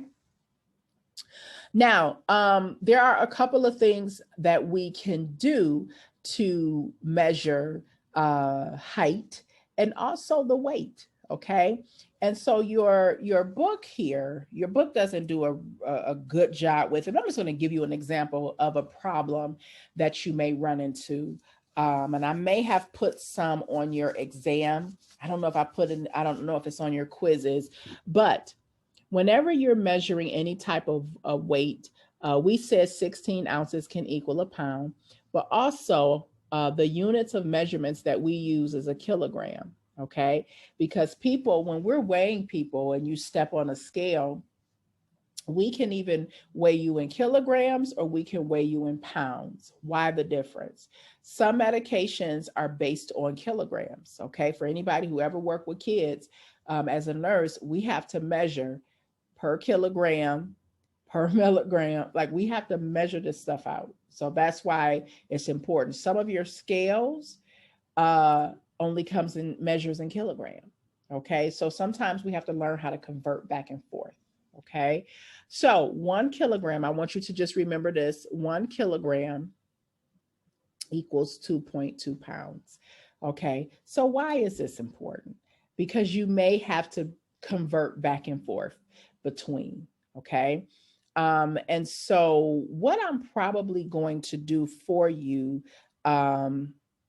is probably put it on a sheet of paper here on how to convert back and forth. Okay. Take a look. I'll probably post that up for you on how to play around with those numbers. Okay. I think it's better that way because there are some questions as it relates to that. And they're fun questions too. So I want you to be able to play around with those numbers. Okay. So we're going to learn how to do that. I will post that separately, but these are just conversions that I want you to remember. And I have a couple more to give you. Another one I want you to remember when it comes to measuring someone's height is 12 inches is in a foot. Okay. And so we're going to learn how to convert back and forth from inches to foot. And so again, I will post something up for you so you all will know how to do that. Okay. So when we're measuring someone's weight, there are different scales out there. Now, this particular scale that you see here is a standing balance scale. This is the same scale that we have in class. The other type of scales, and you see them right here on page 187, you have wheelchair scales. We have actually just plain chair scales. We have a mechanical lift scale. One of the scales that you see here is a bed scales. Some of the scales are actually embedded in the bed. That's the fancy stuff where you just push a button and it weighs them while they're in bed. Okay. So you got many different scales out there. So make sure you're familiar with the type of scales so that way you'll know how to use them. Okay. Now the standing balance scale is something that we're definitely going to have to show you in class. So once we meet in class, I'll show you how to use the standing balance scale. Okay. All right. Now when measuring someone's height, you can follow along with me on page 188, same picture here. When measuring someone's height, this can be done while they're actually on the standing balance scale. Okay. It can definitely be done. You would just have your resident face you and you pull up the measuring rod and you measure them. What if my resident can't stand? How am I measuring their height? Well, you see a picture right here, figure 7.28. They actually take a measuring tape. You got it. They mark the head, they mark the foot, and we measure. Okay, so there are many, many different ways that we can do that. Okay. So I'm just going to scroll right through that. All right. Next here on page 188, the book kind of switched gears just a teeny bit, and then we're going to bounce back to where we was. But it talks about restraint. And why does it bring it up at this time? Because part of your basic nursing skills, part of the admission transfer process, you may run across residents who either were on restraints or may need them. Now, let me tell you this, that nowadays in your nursing homes, the restraints, those are restraint-free environments, restraint-free environment. Okay, let me just make sure you know that, restraint-free. Now, hospital is different. Emergency rooms, that's different. Okay, those type of places and facilities still utilizes restraints. What is a restraint? A restraint is any physical or chemical way to restrict voluntary movement or behavior. So if you do anything to stop somebody from moving, you have just created a restraint. Okay. There are many different restraints out there. You have restraints that ties on the wrist that will restrain somebody's wrist. You have restraints that will tie on someone's ankle and restrain their ankle. Sometimes we put them on all fours, okay, depending on the situation. But if you're restricting movement, again, you have just created a restraint. Now, let me show you how a restraint can be created just like this, okay? If you look on page 189, the top, you see a hospital bed. The hospital bed has a side rail. The side rail is considered a restraint. Why? Because if I put up, especially both of those, okay, the person can't get out the bed. Okay. Now this side rail, facing it, if I was facing it where I was laying down, this is restricting my left side. Let's say my left side is paralyzed and you got a rail up on that side. You just created a restraint. Okay. And so another reason why they stopped the use of side rails is because you had residents that were climbing out of them, climbing in them, all type of stuff. And it was really causing more harm than good. So that's the reason why you notice in class, we don't use side rails, okay? Because your facilities don't utilize them. The second picture you see, this resident is actually sitting in something called a geriatric chair, okay? It's a nice little lounge chair. We use it to sit up and watch TV. We use it to eat. We use it to do all that stuff. But guess what? He has a tray table that's right in front of him. That's what he's eating off of. If he cannot move that table, you have just created a restraint. You have just created a restraint. Okay. And so, same thing with wheelchairs. If you have a seatbelt on your wheelchair, you have just created a restraint. Okay. If they cannot remove the seatbelt, you have just created a restraint. Let's talk about the wheelchair again. If you have a resident who's able to move themselves around and they're able to take the locks off their brakes themselves, no problem. But if you put the locks on the brakes and that resident cannot take the locks off the brakes, they can't take the brakes off, you've just created a restraint. Okay, so those are all examples of creating a restraint. So a physical restraint is anything like belts, vests, wrists, ankles. I'm right on page 188. A chemical restraint is a medication. Anything that I use to alter your behavior, I just created a restraint. Okay. Now, in order for us to use restraints, and this is definitely for nursing, the purpose of us using restraints, let me say that, we try to do it to keep the person from wandering. We try to prevent falls. We try to prevent them from harming themselves and others. We try to prevent them from pulling out their tubes and all these type of things. So we do all these things. They do all these things, and we try to use restraints to prevent them from doing this stuff. Okay. But what happens now is we have to find alternatives to restraint. So if I got a person that's wandering, I'm going to get them involved in some type of activity or something, because a restraint is, I mean, you just can't go restraining people because they're walking around. Okay. You got to give them something, a puzzle or a game or something. How do I prevent falls? Do I go putting on restraints? No, it makes it worse. So now we're thinking of alternatives. And I gave you some of those alternatives back in chapter 2. Again, activities, checking on them frequently, all these different things to prevent falls. Okay. How do I keep somebody from harming themselves and others? You're going to have to check on them quite frequently. They may have to be placed in a special area, okay, like a dementia unit where they do other type of special activities and special watch on them and things like that. Okay. How do you keep a person from pulling out their tubes and stuff like that? Well, again, sometimes I tuck it in their pants. I have to be creative with these things. So we're calling it now restraint alternatives. Okay. All right. Restraints are generally used as the very last resort. Okay. We just do not say, they fail. Okay, restraints. That's not how that works. Okay, we use it as the absolute last resort. Restraints have to have a doctor's order. Okay, so a doctor has to agree to it. Really, family has to. We can't just go restraining folks. Okay, it is against the law to apply restraints just for the sake of discipline and all that. That's a crime. Okay, and we talked about that involuntary confinement and seclusion back in chapter 2. So if you don't remember, you need to go back and review that. Okay.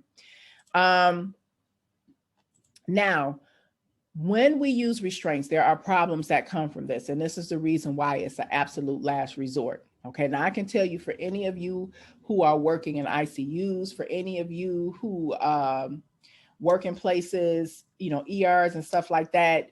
Yeah. I mean, we probably have to use it. Okay, you probably have to use it. So that's different. That's a different environment.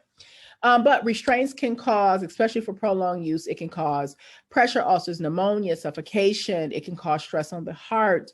It can cause poor appetite, depression, anxiety, irritation, low self-esteem. It can even cause death. Okay, somebody trying to wiggle their way out of a restraint, you can strangle yourself from doing that. Okay. So here are some restraint alternatives. Making sure the call light is within reach and you're answering it promptly, okay? That makes a person agitated if they're pushing that call light and you're not coming in there. Then they get agitated, then you want to restrain them. That's not how that works, okay? We talked about safety measures to help prevent falls. That's back in chapter 2. We can ambulate a resident. We can take them to activities. We can take them to social events, sometimes taking them to mass, different things like that can help them. Okay. We take them to the bathroom. Let me tell you, when a person has to go to a bathroom, it makes you act a whole nother way. I had a resident who, when she had to have a bowel movement, she would throw things. She would sit in her wheelchair, stick her foot out and trip every staff member that walked past. come on, you need to go to the bathroom. Okay. And that's what it was. She had to eliminate, and she usually had to have bowel movement. Okay. So, yes, offering these things really does help. Okay. We offer snacks in between. We give them reading materials, puzzles. We do redirection, all these things that we talked about back in chapter 3 and chapter 5. It comes alive, because if not, you're going to be looking for restraints and we don't have them. Okay. Decrease the noise level. I tell people a lot of times, you want to really stimulate a resident, like really stimulate them, just be loud at the nurse's station. That irritates somebody, especially when they're trying to go to sleep or just trying to relax. They have enough things that they deal with mentally, and here we go talking loud. And so when that happens, they get irritated and agitated, and here you go, want to look for restraints. Okay. Make sure you address the pain needs. Provide familiar caregivers. That's one thing that we do in nursing homes that we don't do in hospitals, but hospitals is different. We provide the same CNA with the same set of residents every day. That's our goal. Sometimes, if it's the staffing is low or whatever, that may change, but our goal is to keep you with the same person all the time, because they're familiar with you. And I want you to know, all these approaches we're talking about, it takes a team. You're not going to sit up here and figure this out by yourself. It takes a team. This is the reason why, and we talked about this in the beginning, that we have to have care conferences with the families and the residents, because we have to figure out what works. It's a team approach. Okay. So if someone is on restraints, the resident must be checked at least every 15 minutes, and we do have to release those restraints. When you are checking your residents, and these are some test questions, when you are checking your residents every 15 minutes, we're offering elimination. We're checking for skin irritation. We're checking for swelling. We're making sure the resident is able to move their limbs and things like that. Okay. So that's what you're checking for when it comes to dealing with restraints. But we hope that your facility will remain restraint-free. That's our goal. All right, let's take a look on page 190. We're going to get into fluid balance. We are getting down to the wire here.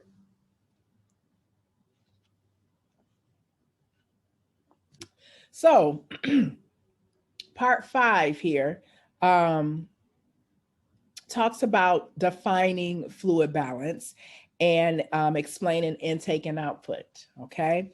So to maintain health, the body must take in a certain amount of fluid each day. It is said that we are to take in at least 64 ounces or 8-ounce glasses per day. If you can, that will be great. But some people do have health problems like a congestive heart failure that they cannot do that.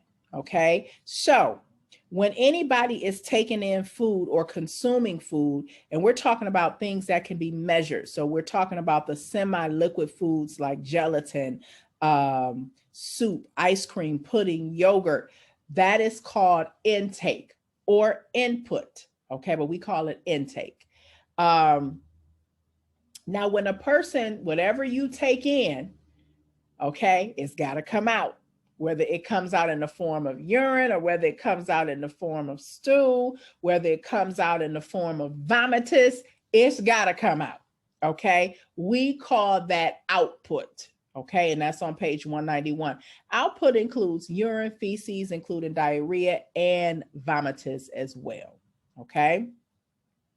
Now, fluid balance is maintaining equal input and outtake. So that's taking in and eliminating equal amounts of fluid. Most people can do that naturally, but some people can't. And because they can't take out or put out what they put in, as CNAs, we may have to measure their I's and O's, and we call that intake and outputs. Okay, so your job is to measure everything that they take in and everything that they put out. And on page 191, you see what an intake and output record looks like. Okay. We usually record this every shift, and that's what the paper looks like here. Each shift, the times, how much did that person take in? All right. And remember, you only can measure those things that's kind of like liquid. Okay. When we start measuring food, we'll talk about that in chapter 8, but you're only measuring things that it's like that semi-liquid or a solid that can turn into liquid. Okay. And we do have a couple examples here. You have a chart on page 191, and I have it here on the screen of what that looks like, okay?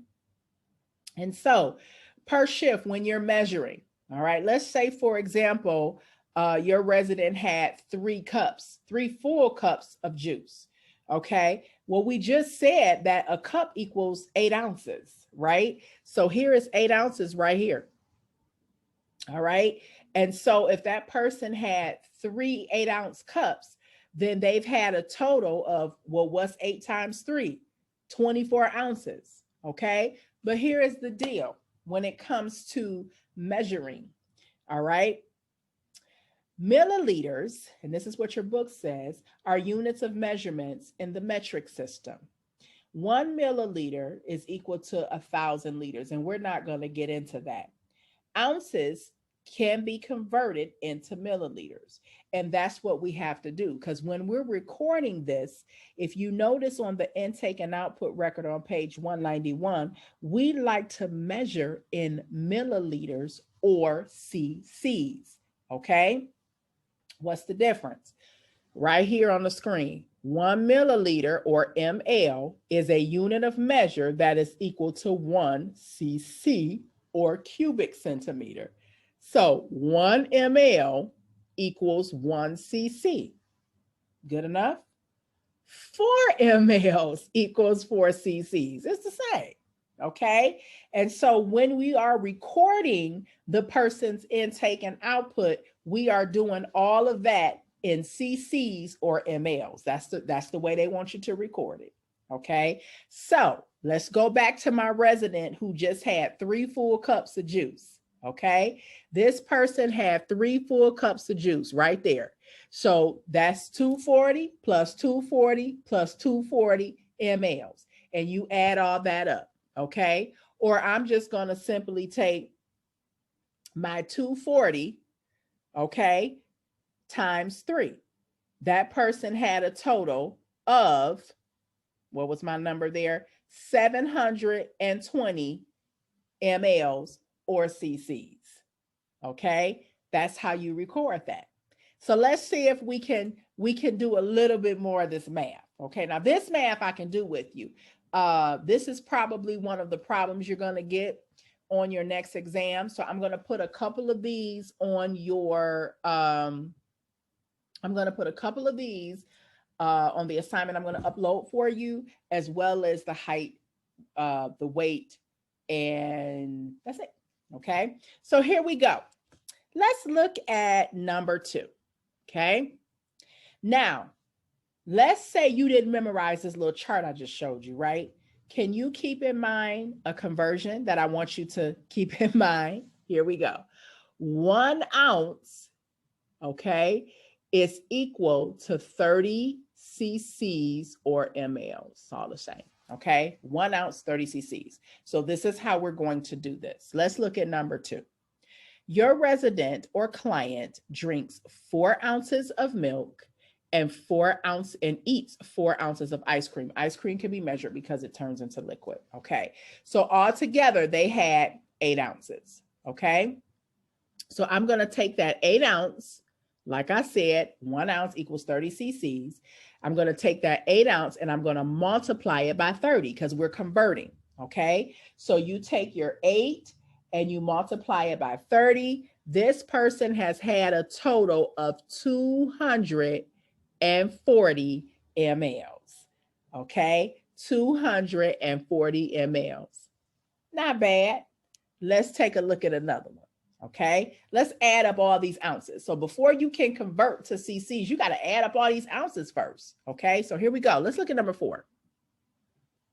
For the evening meal, the resident or client is served 6 ounces of soup, bowl of soup, a 4-ounce cup of coffee, an 8-ounce glass of cranberry juice, and a 3-ounce serving of sherbet. That person ate real good. So now you take your 6, these are all your ounces, your 6 plus 4 plus 8 plus 3, and what you get is a total of 21 ounces. This person had 21 ounces. But I can't record in ounces. So what do?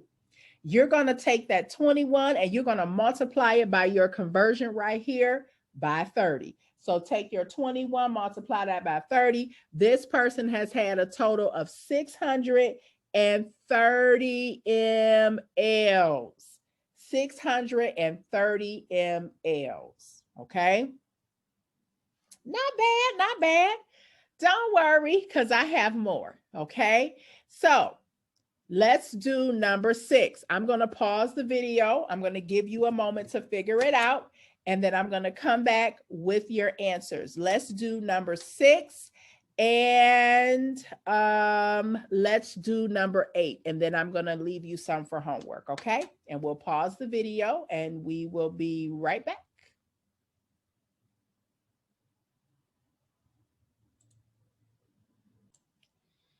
Okay. So I'll give you a couple minutes to see if you can figure out the problem. So the first one says, the resident drinks number 6, 4 ounces of orange juice, 6 ounces of coffee, and 2 ounces of milk. So you take your 4 plus your 6 and plus your 2, you have 12, and you multiply that by 30. So this person, let me get my pen here. This person has had a total of 360 mLs, okay? And let's look at number 4. The oral intake for lunch is 6 ounces of juice, okay? You have 4 plus 4 ounces of ice cream and 7 ounces of a coffee. And so that is 17 ounces. You take that and you multiply by 30. And what did that person drink? 510 mLs, okay? So not bad at all. Don't be afraid of the numbers, okay? It's just simple math for you. You have more, but don't worry. I have an assignment that is coming for you, okay? Excuse me. I'm going to skip over this part here. Please don't get nervous when you see this, but this is just some basic math. These are handouts if you want them to kind of help guide you through the math problems. But again, I will definitely make sure you understand it the easiest way possible. All right, so measuring intake and output. Now, measuring output. You've already measured the intake. Now let's measure the output, okay? And so if you look on page 191 and on my screen here, this is how it is done, okay? Let's go ahead and skip to page 192. So on the screen here, we have something called a graduate cylinder or a graduate container, I should say. And what makes it a graduate container is simply because it has numbers. So anything that we can empty, urine contents, stool, vomitus, any type of liquid body fluid, anything that we can pour into and it has numbers, then we can measure the output, okay? So same thing with this container. It has an ounces side and it has an ml side. When you're measuring, you're going to measure everything in mLs, just like you did when you did the intake, okay? It's the same for the output. So when you're measuring, you can pour your contents from the bedpan or whatever right into a container that you can measure. Your book also has other containers. We have hats. You see on page 192, it's like a special white hat. We can pour it into whatever, as long as we're able to measure it, okay? Now, here's the deal also with dealing with intake and output. A lot of times, you may have residents who may be on some type of fluid restriction as well. And so you have to measure the amount of liquid that that person is taking in, okay? If that's the case, when we're doing fluid restrictions, for example, and we really do get into this a lot in chapter 8, but when we do fluid restrictions, they're only allowed to drink a certain amount per shift, okay? So I'm gonna give you an example. I had a resident who was like on a 1500 ml or cc fluid restriction. And so if you go back to your chart with all of your cups, ounces, and all that, we took the 1500. This is what your dietitian does. And we split it up per shift. So each shift, they only can have 500 cc's or mLs of liquid. Okay. So you got to remember, if they have a carton of ice cream, that little container of ice cream, that's 240 mLs. If they have a cup of coffee, that's another 240 mLs. Now remember, you can only have 500 mLs for, well, that's that particular resident for that shift. So you got to be very, very careful on how much they drink. And we really have to keep up with them. Okay. So that's considered a fluid restriction.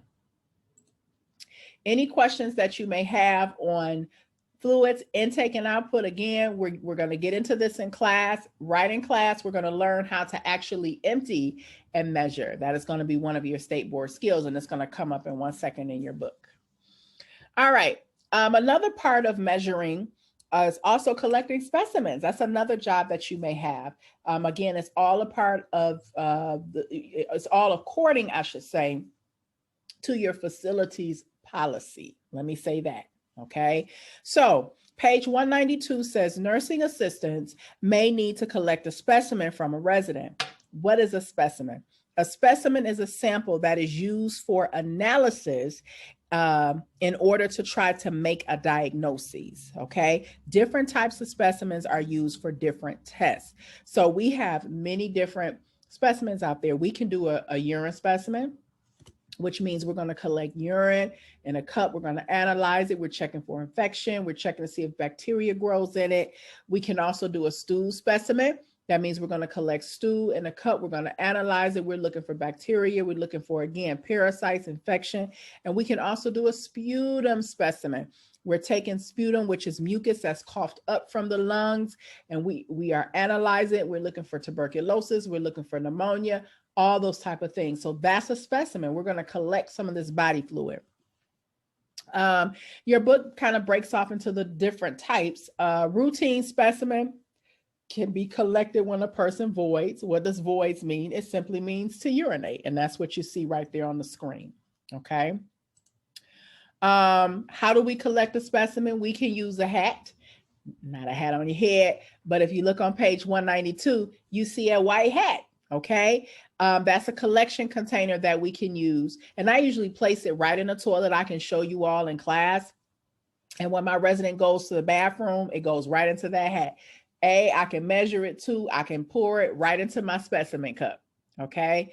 And then you have a clean catch specimen. That means for urine, here's a cup, go urinate in the cup, no problem. Okay. Whenever you're collecting any type of specimen, always, always, always wear gloves. Okay. Make sure every container, every cup that you're going to use that has to be sent off to a lab for analyzing has to be labeled with your resident's name, date, all of that stuff. Again, follow your facility protocol. As CNAs, sometimes we may feel like, oh my God, this is very unpleasant. I got to smell this and collect this. And some people feel a certain kind of way of doing it. But let me tell you, we do it even as nurses. Okay. We have to collect specimens all the time. Think about if you were sick or you were dealing with a situation, somebody got to collect your stool and analyze it. Okay. So this is just part of what we do as professionals. Again, always wear gloves whenever you are collecting specimens because you are dealing with body fluids. So you got to be careful with that. And so your book just, well, this screen just kind of talks about how to collect a urine specimen. When it's completed, you make sure you got to label your cup, and I'll show you a cup in a second with date, time, room number, date of birth. Always identify yourself, explain to your resident what you want them to do, put on gloves, always provide privacy. Okay. So on your spare study time, please read the steps on how to collect a specimen. Once you have collected your specimen, whether it's stool, urine, or sputum, this is the cup that it may go into. Those cups come in many different colors. It depends on where you work. It depends on your policy. When you are ready to send it off to the lab, what happens is when we collect it and everything is labeled correctly, we're going to put it right inside of this biohazard bag right there. It's biohazard because it has the biohazard markings right there. And so most of your specimens, according to policy, it's going to tell you how to store it. Some have to be in a freezer.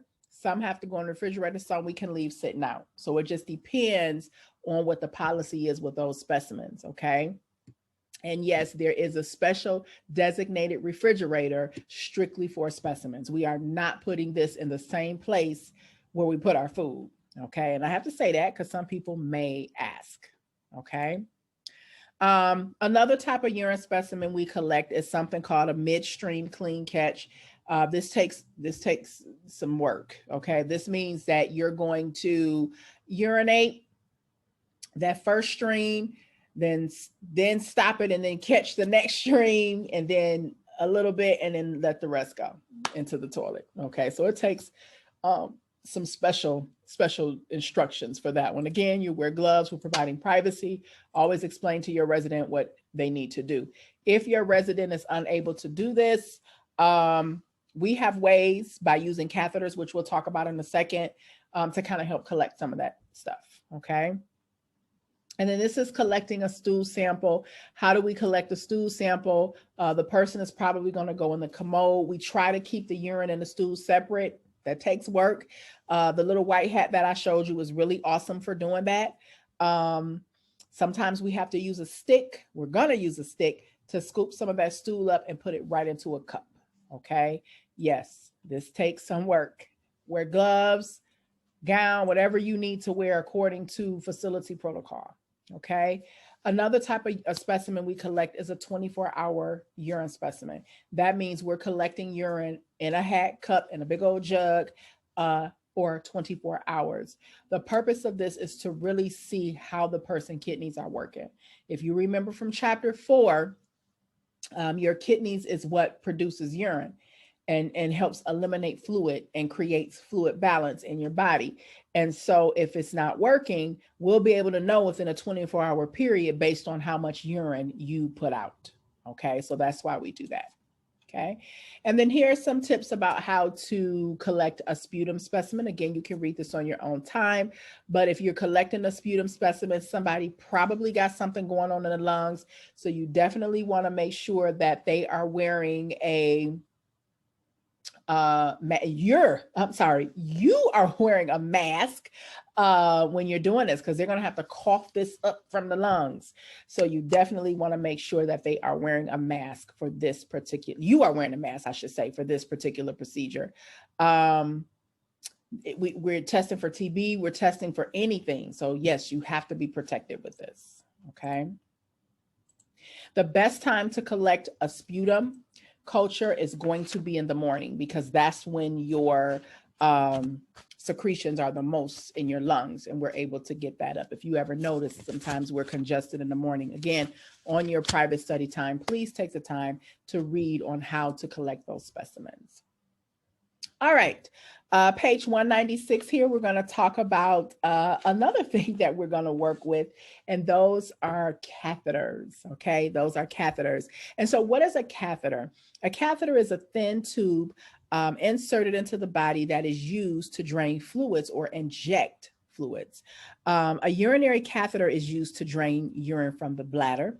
A straight catheter is a special type of catheter that's inserted to drain the urine, but we take it out afterwards, okay? So if you ever wonder how we collect urine on a confused patient, we use a straight catheter, okay? An indwelling catheter, also called a Foley catheter, and that's the one I really want you to pay attention to. That catheter is left inside of the bladder for long periods of time. Okay, and so if you look on at the illustration on page 196, you can see male, female, what that catheter looks like. And we actually do have these in class. So we are going to play around with these catheters, because look at how those catheters are staying in the bladder. They're staying in the bladder by a balloon that's at the tip. And so I love to show people that, because when you're cleaning your residents, now we're going to get into catheter care. You're pulling, you're tugging, you're doing all these things, and you have to make sure we're careful with this. Okay. Another type of catheter that's pretty common is the condom catheter, or the Texas catheter. We use that a lot for our male residents. It is shaped just like a condom, and it slides on like a condom. And it's also fastened to a drainage bag. And so I will show you that. The good thing about condom caps is you can actually put this on your resident yourself as a CNA. That's the only catheter that you are allowed to put on, okay? But NAs never insert, irrigate, or remove catheters. As a nursing assistant, I worked at a major hospital. I actually got my start at Beaumont Hospital as a health system as a CNA. And I was trained to remove catheters. That is one thing that they taught us in the hospital setting as CNAs, is to remove catheters. So it just depends on where you work. Okay, but definitely in nursing homes, we are not doing that. So for anybody who has a catheter, anything that's introduced into the body can cause an infection. It's a foreign object. Okay. And so your job is to do all you can to prevent infection from occurring. And so your next skill, that is also a state board skill, is called catheter care. Okay. Catheter care. And so you are to perform catheter care just as much as you perform peri-care. Okay. Peri-care is a combination of, catheter care is a combination of peri-care plus cleaning the catheter. All right. Very simple, very easy. And so there is a video that is attached to this that you must take a look at, okay? Because we're going to do this together in class. So wash your hands. You're going to clean the genital area. Now, even though they have a catheter, they're not physically urinating outside of the genital area, but you still have to clean it. Because what happens is, even though that area, it doesn't have any urine actually touching it, it begins to smell. So you got to make sure you clean that area. Okay, so that's part of catheter care. There's a drainage bag that I'm going to show you that we have to make sure it's placed properly. It's not dragging the floor, it's not dangling, all those type of things, because remember, it's going to pull on the bladder as well. Okay, now when a person has a catheter, their urine is actually draining, and I'll show you a picture in a moment, into a bag. And so you're still responsible for observing if there are signs of infection. So now you got direct view of the urine. So we're looking at blood. We're looking for any blood tinge urine. We're looking for if the bag is not filling up. Because if the bag is not filling up, then either something is wrong with the catheter is falling out, or the person's kidneys are not working and it's not producing urine. So those are problems. Usually every shift, at the end of the shift, you're emptying these urine bags at the end of every shift. Okay, and you're going to total the amount that you emptied for your shift. But if you get to the room to empty it at the end of your shift, and there's nothing in the bag, that is a huge problem. Okay. If the catheter begins to leak or falls out of place, or you notice an odor, definitely you got to let your nurse know right away. So even though they have a catheter, doesn't mean anything. You're still observing that resident. Okay. It is very important to wear gloves while providing catheter care and to wash your hands very carefully afterwards. Okay. All right, so here are the steps on how to provide catheter care. Again, the video is a good way to start watching this. We love to compare the video to the book to the Prometric Clinical Skills Checklist, because you want to make sure you're doing the absolute correct thing, okay? So doing your private study, as you're studying your skills, I want you to go back and just go through the steps on how to provide catheter care. And so this is what it looks like. Yes, we are still going to clean the genital areas there, but we're going to end the procedure by cleaning the catheter tube. Okay, by cleaning the catheter tube. So keep that in mind. Okay. As with any procedure that's dealing with a catheter, you want to make sure that the bag, the tubing is not kinked. And again, I'll show you that in class, but this is what the drainage bag actually looks like. Okay, so not only are you performing catheter care, but another skill that you're going to be performing for your state exam as well as in clinicals is emptying the contents of the drainage bag and measuring it.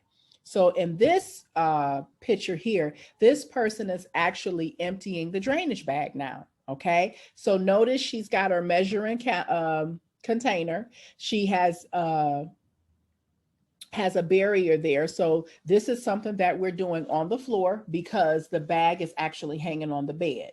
And so we put a barrier down, you have your measuring container, and you're gonna go ahead and open up that clamp and you're gonna drain that urine right out. Again, I have a video that is attached. Some people always ask, why can't I measure it in here? It's not accurate. We have to empty it. And when we are emptying it, we're gonna put